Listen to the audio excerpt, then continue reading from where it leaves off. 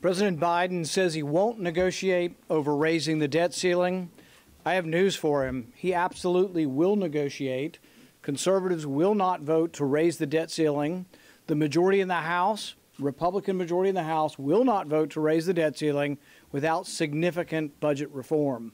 The greatest threat to our country is, and the greatest threat to our national security is the debt.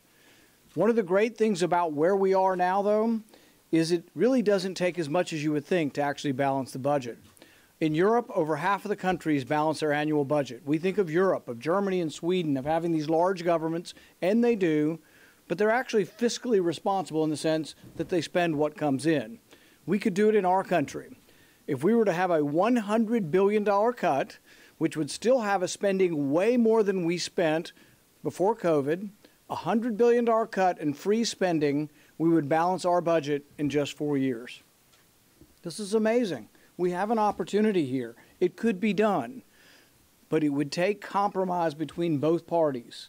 Republicans would have to give up the sacred cow that says we will never touch a dollar in military, and the Democrats would have to give up the sacred cow that they will never touch a dollar in welfare.